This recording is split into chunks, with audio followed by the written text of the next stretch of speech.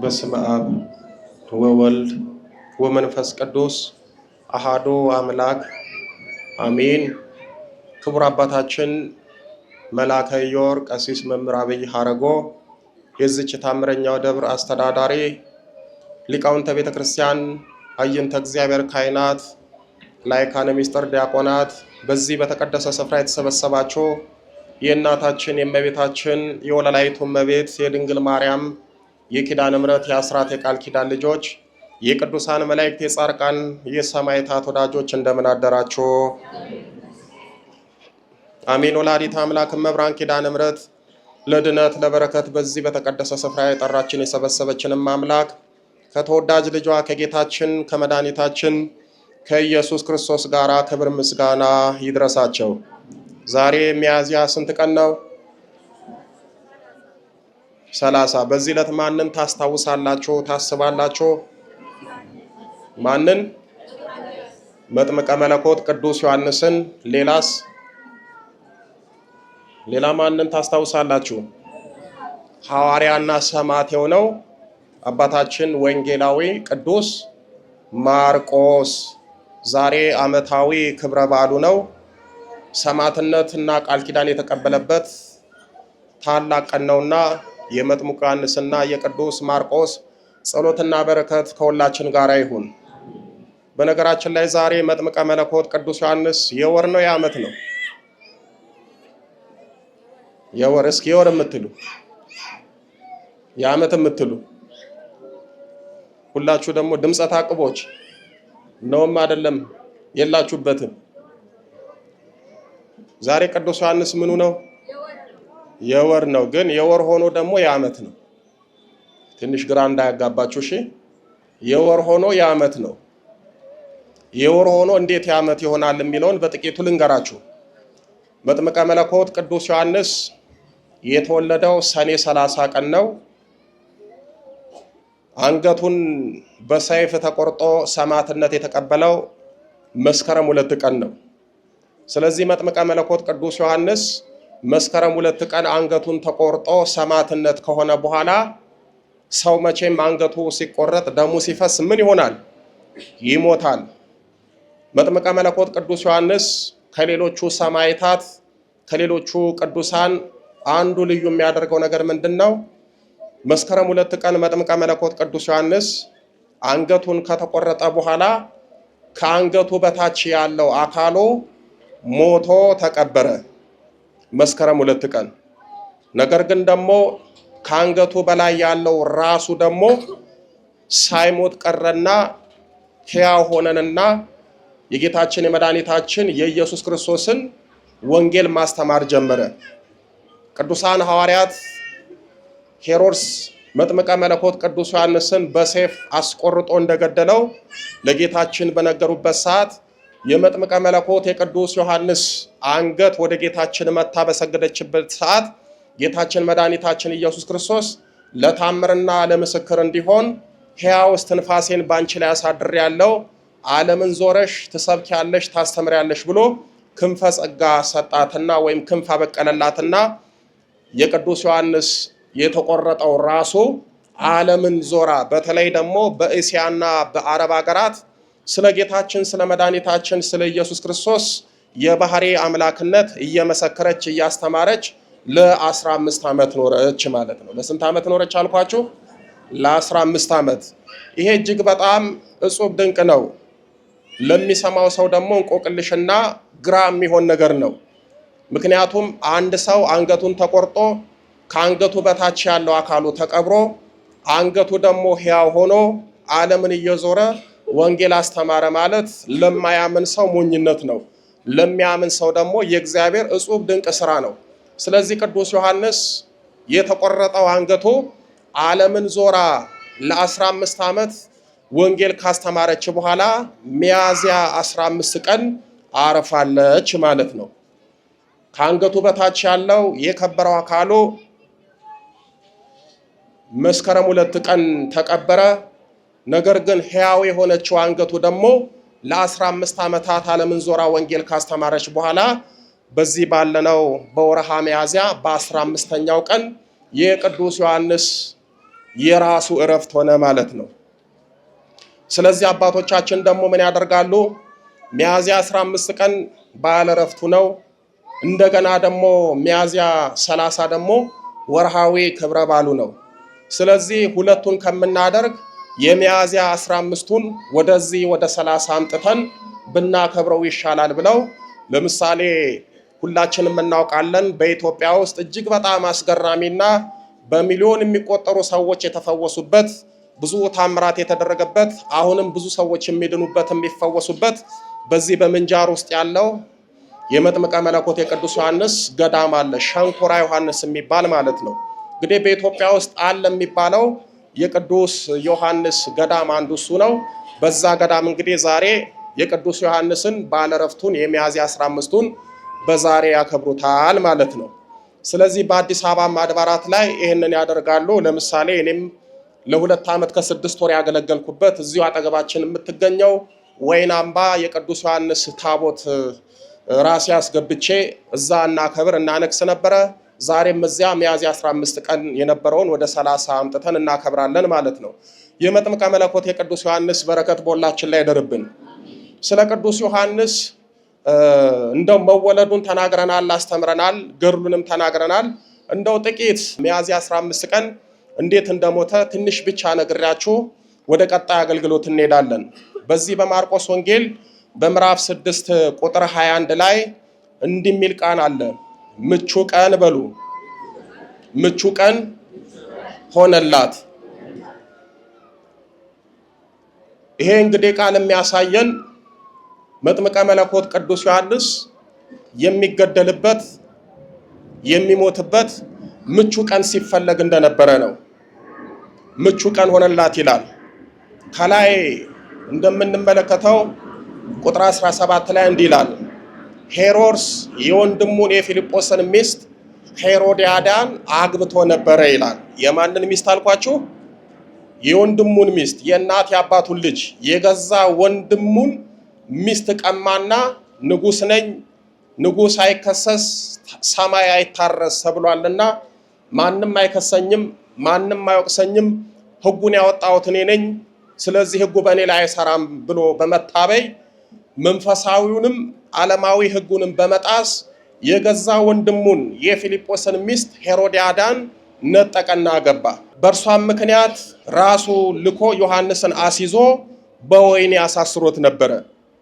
መጥምቀ መለኮት ቅዱስ ዮሐንስ በወህኒ የታሰረው ድሃ ተበደለ፣ ፍርድ ተጓደለ ብሎ ነው። ምክንያቱም ፊልጶስ የሚባለው ሰው የሄሮድስ ወንድም ነው። ሄሮድስ ደግሞ በኢየሩሳሌም ላይ ነገሰ ንጉሥ ነው። ስለዚህ ከዕለታት አንድ ቀን ይሄ ሄሮድስ የሚባለው ንጉሥ የገዛ ወንድሙን ሚስት ነጠቀና ገባ። ስለዚህ ፊልጶስ ተበዳይ ነው። የገዛ ወንድሙ ብቻ ሳይሆን ንጉሥ የሆነ ወንድሙ የገዛ ሚስቱን ስለነጠቀ ወደ ማን ሄዶ ይጮህ? ሌላ ሰው ቢወቅሰው፣ ሌላ ሰው ቢከሰው ወይም ደግሞ ሌላ ሰው ቢነጥቀው ኖሮ ወደ ንጉሱ ሄዶ ተበድያለሁ፣ ሚስቴን ተነጥቄያለሁ ብሎ ይናገርና ይከስና አቤቱታ የሚያቀርብ ነበረ። ነገር ግን ለፊልጶስ ጥሩ ነገር ያልሆነለት ምንድነው? የገዛ ወንድሙ ነው ሚስቱን የነጠቀው። ስለዚህ ወደ ማን ይሄድ? ወደ ማን ይጮህ? በወቅቱ ወደ ነበረው እውነተኛና ጻድቅ ወደ ነበረው ወደ መጥምቀ መለኮት ወደ ቅዱስ ዮሐንስ ሄደና የገዛ ወንድሜ የሀገሪቱ ንጉሥ ሄሮድስ ሚስቴን ነጠቀኝ ብሎ ለቅዱስ ዮሐንስ ነገረው። መጥምቀ መለኮት ቅዱስ ዮሐንስ ይሄንን ነገር ሲሰማ ሄሮድስ ንጉሥ ነው ብሎ አላፈረውም፣ አልፈራውም። ይልቁንም ሄደና ሄሮድስ ሆይ የወንድምህን የፊልጶስን ሚስት ማግባት አይገባህም፣ አልተፈቀደልህም፣ ስለዚህ እሷ ባለባል ናትና መልሳት ብሎ ሄሮድስን ገሰጸው። ሄሮድስን ደፈር ብሎ ተናገረው። በዚህን ሰዓት ሄሮድስ እንደነገርኳቸው ንጉሥ አይከሰስ ሰማይ አይታረስ በማለት እንዴት ትናገረኛለህ? እንዴት ትዘልፈኛለህ? እንዴት የፊልጶስን የወንድሜን ሚስት ስነጥቅ ማንም ያልተናገረኝን መኳንንቱ መሳፍንቱ ዝም ሲሉ አንድ ትንፋሽ ሳያወጡ አንተ በምን ድፍረት ነው መጥተህ ቤተ መንግስት ድረስ ይህንን የተናገርከው? አለና መጥምቀ መለኮት ቅዱስ ዮሐንስን አስይዞ አሳሰረው፣ ወይም ደግሞ ወህኒ ቤት ጣለው። ዛሬም በዘመናችን እንዲህ ነው አይደለም የሚደረገው? ነገስታቱን የሚናገሩ መንግስታትን የሚናገሩ የሚደፍሩ የሚተቹ ሰዎች መንግስታቱ እየወሰዱ እስር ቤት ይከታሉ፣ ያስራሉ፣ ያስቀምጣሉ። ይሄ እንግዲህ ከዛሬ 2000 ዓመት በፊት የነበረ ታሪክ ነው። ጥንትም ሰዎች መንግስታትን ሲናገሩ መንግስታት ለምን ተናገራችሁ፣ ለምን አቤቱታ አቀረባችሁ፣ ለምን እውነትን ተናገራችሁ በማለት ሰዎችን ያስራሉ፣ በወህኒ ያሰቃያሉ። ዛሬም የሚከናወነው ይሄ ነው። መጥምቀ መለኮት ቅዱስ ዮሐንስ በሄሮድስ እጅ የተያዘው ለእስርም የበቃው በራሱ በደልና ኃጢአት አይደለም። አንድ ሰው ሚስቱ ተነጠቀች፣ ፊልጶስ ተበደለ፣ ፍርድ ተጓደለ ብሎ በመናገሩ ምክንያት በፊልጶስ ምክንያት ታሰረና እስር ቤት ተወረወረ። በእስር ቤት መኖር ጀመረ። ዮሐንስ ሄሮድስን የወንድምህን ሚስት ለአንተ ልትሆን አልተፈቀደም ይለው ነበር ይላል። በተደጋጋሚ እየመጣ ይነግረዋል። እርሱ ግን አልሰማም። በመጨረሻ ወስዶ አሰረው። ሄሮድያዳ ግን ተቃውማ ልትገድለው ትፈልግ ነበረ፣ አልቻለችም ይላል። ሄሮድያዳ እጅግ በጣም የምትገርም ሴት ናት። አንደኛ ሕጋዊ ባል የሆነ ፊልጶስ የሚባል ሰው ነበራት። እንደገና ደግሞ ወንድሙን አገባች። ወንድሙን ደግሞ ማግባት ሳያንሳት መጥምቀ መለኮት ቅዱስ ዮሐንስ አንቺ ለሱ ባል ልትሆኚ አይገባም፣ ባልነትሽ ለፊልጶስ ነው ብሎ ስለተናገረ በዚህ ምክንያት አቄመችና መጥምቀ መለኮት ቅዱስ ዮሐንስን ለመግደል ዕለት ትፈልግና ታሴር ነበረ። ሄሮድስ ዮሐንስ ጻድቅና ቅዱስ ሰው እንደሆነ አውቆ ይፈራውና ይጠባበቀው ነበረ። እርሱንም ሰምቶ በብዙ ነገር ያመነታ ነበረ፣ በደስታ የሚሰማው ነበረ። ሄሮድስም በተወለደበት ቀን ለመኳንንቱና ለሻለቆቹ ለገሊላም ሹማምንት ግብር ባደረገ ጊዜ ምቹ ቀን ሆነላት ይላል። ሄሮድያዳ መጥምቀ መለኮት ቅዱስ ዮሐንስ በእስር ቤት ታስሮላታል። እንዴት አድርጋ እንደምትገድለው እንዴት አድርጋ እንደምታጠፋው ሁል ጊዜ ታስብ ነበረ። ዛሬ ልግደለው ትላለች፣ የምትገድልበት ምክንያት ታጣለች። ነገር ልግደለው ትላለች፣ የምትገድልበት ምክንያት ታጣለች። ስለዚህ ቅዱስ ዮሐንስን ለመግደል ምቹ ጊዜ ትፈልግ ነበረ። ነገር ግን ምቹ ጊዜ አጣች። ታዲያ በመጨረሻ ምቹ ጊዜ አገኘች። ምቹ ጊዜ ምን ሆነላት? ሄሮድስ ልደቱን የሚያከብርበት ቀን ደረሰ። ይሄ ቀን ደግሞ መስከረም 2 ነው። ስለዚህ በዚህ ቀን መጥምቀ መለኮት ቅዱስ ዮሐንስን ማስገደል እንደምትችል አሰበች ይላል። የቅዱስ ዮሐንስ መገደል በሄሮድስ ልደት ቀን ስለገጠመ ይሄንን ቀን ታሳቢ ያደረገችና በዚህ ቀን መጥምቀ መለኮት ቅዱስ ዮሐንስን መግደል እችላለሁ ብላ ምቹ ቀን ፈለገች፣ ምቹ ቀን አገኘች።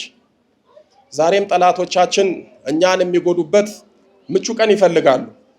በነገራችን ላይ አይነ ጥላውም አብሮን ያደገን መተቱም የገባው የቤተሰቦቻችንም ዛሬ እኛን የሚያሰቃዩት ምቹ ጊዜ አግኝተው ነው።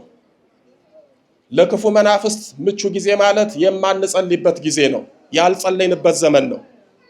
ለክፉ መናፍስት እኛን ለማጥቃት ለነሱ ምቹ ጊዜ ማለት ወደ ቤተ ክርስቲያን ያልተመላለስንበት፣ ያልጸለይንበት፣ ንስሐ ያልገባንበት፣ ስጋው ደግሞ ያልተቀበልንበት ጊዜ እነሱ እኛን ለማጥቃት ምቹ ጊዜ ሆነላቸው። ብዙዎቻችን የተጠቃነው ክፉ መናፍስትና ክፉ ሰዎች ምቹ ጊዜ አግኝተው ነው። ብዙዎች በመተት ታስረዋል፣ እድላቸው ተወስዷል። በመተት የታሰሩት እድላቸው የተወሰደባቸው እነዛ ሰዎች በእናንተ ላይ ምቹ ጊዜ አግኝተው ነው።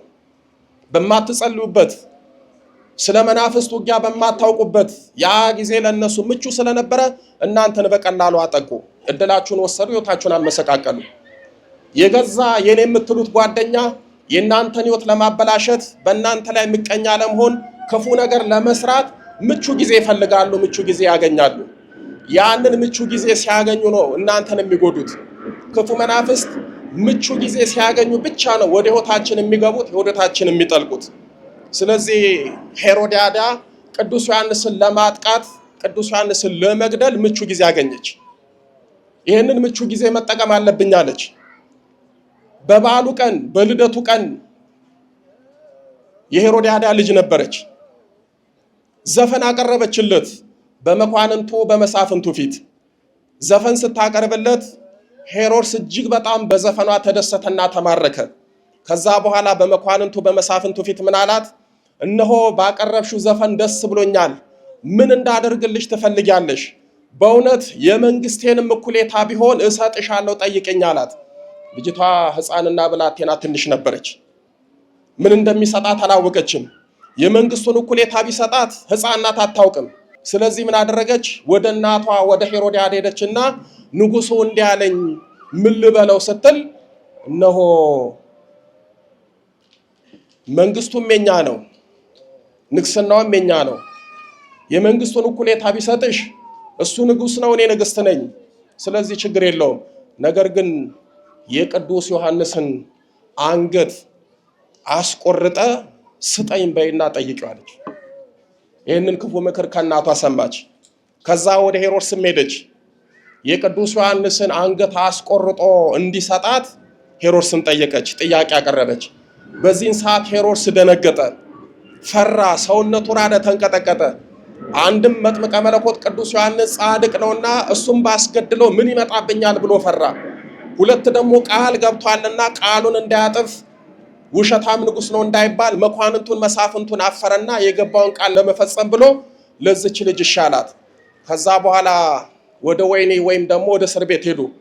መጥምቀ መለኮት ቅዱስ ዮሐንስ አስቀድሞ እንደሚገደል ሰማዕት እንደሚሆን በመንፈስ ቅዱስ አውቆ ስለነበረ ወታደሮቹ ሲመጡ ከወይኒ ቤት አንገቱን መዘዝ አድርጎ አቀረበላቸው። የሄሮድስ ወታደሮች የመጥምቀ መለኮት የቅዱስ ዮሐንስን አንገት በሰይፍ ቆረጡት። ምቹ ጊዜ ያገኙና ገደሉት። ታስታውሳላችሁ አይደለ? ይሁዳ ጌታችን መድኃኒታችን ኢየሱስ ክርስቶስን ለማስገደል ምን ጊዜ ይፈልግ ነበረ? ንገሩኝ እንጂ ምቹ ጊዜ ይፈልግ ነበረ። በዚህ በማቴዎስ ወንጌል በምዕራፍ 26 ቁጥር 16 ላይ አሳልፎ ሊሰጠው ምቹ ጊዜ ይሻ ነበር ይላል። ይሁዳ ጌታችን መድኃኒታችን ኢየሱስ ክርስቶስን ለማስያዝ፣ ለመሸጥ፣ አሳልፎ ለመስጠት ምቹ ጊዜ ይፈልግ ነበረ። ያችን ምቹ ጊዜ ሲያገኝ ጌታችን መድኃኒታችን ኢየሱስ ክርስቶስን አሳልፎ ሰጠ። በጌቴሴማኒ የሚጸልይበት ቦታ እንደነበረ ነገራቸው። ራሱ እየመራቸው አምጥቶ ጠቆማቸው። ከነበሩት ከቅዱሳን ሐዋርያት ለይቶ ኢየሱስ የሚባለው ያ ነው ብሎ እጁን ጠቁሞ ሄዶ አሳያቸው። ይሄ ብቻ አይደለም፣ ምናልባት ቢሳሳቱ ብሎ ምልክት ሰጣቸው። ከነዛ ውስጥ እኔ የምስመው እሱ እንደሆነ ወቁ ብሎ ነገራቸው። ሄዶ ጌታችን መድኃኒታችን ኢየሱስ ክርስቶስን ሳመውና አሳልፎ ሰጠ። ያቺ ጊዜ ይሁዳ ጌታችን መድኃኒታችን ኢየሱስ ክርስቶስን አሳልፎ ለመስጠት ምቹ ጊዜ አገኘ። በነገራችን ላይ ምቹ ጊዜ አይኑራችሁ ለጠላቶቻችሁ። የምትጸልዩ የምትሰግዱ ከሆነ ድንግል ማርያምን ይዛችሁ የምትማጸኑ ከሆነ ጠላቶቻችሁ በእናንተ ላይ ምቹ ጊዜ አያገኙም። ምቹ ጊዜ እንኳን ቢያገኙ ምንም አያደርጓችሁ።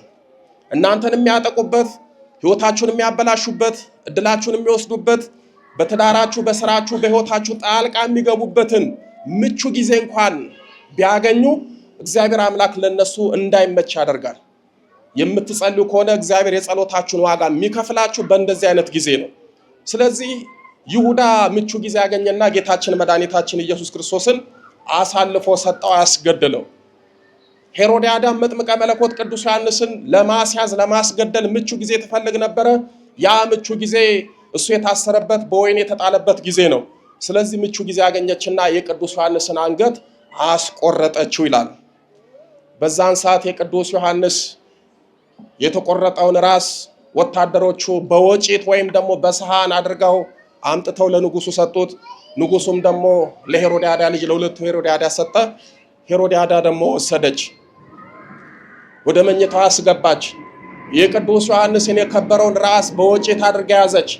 ከዛ በኋላ ገድላው አንገቱን ቆርጣው እንደገና አይበቃኝም ብላ በአልጋዋ ላይ ቁጭ አለችና አንቺ ንጉስንና ንግስትን የምትዘልፊ የምትሳደቢ አፍ ብላ የቅዱስ ዮሐንስን ዓይን ለማውጣት አፉን ለመቁረጥ አሰበችና ወረንጧ አውጥታ የቅዱስ ዮሐንስን ዓይን ልታወጣ ስትል የቅዱስ ዮሐንስ ራስ በታምራት ግድግዳውን ሰንጥቃ ወጣች። ወደ ጌታችን ሄደች። እንደነገርኳችሁ ጌታችን ክንፈ ጸጋ ሰጣት። 15 ዓመት አስተማረችና ሚያዝያ 15 ቀን አረፈች። ሰዎች በሰዎች ላይ ግፍ ሲሰሩ የግፋቸውን ዋጋ ያገኛሉ። የገደሉ ምናልባት በስጋ ባይሞቱ በነፍሳቸው ይሞታሉ። ሰዎችን የሚያስለቅሱ ያለቅሳሉ። ሰዎችን የሚበድሉ የጊዜ ጉዳይ ነው ይበደላሉ። ሰዎችን መከራ የሚያበሉ የጊዜ ጉዳይ ነው እነሱም መከራ ይበላሉ። የሰውን ሕይወት የሚያበላሹ ሰዎች የጊዜ ጉዳይ ነው የእነሱም ሕይወት ይበላሻል።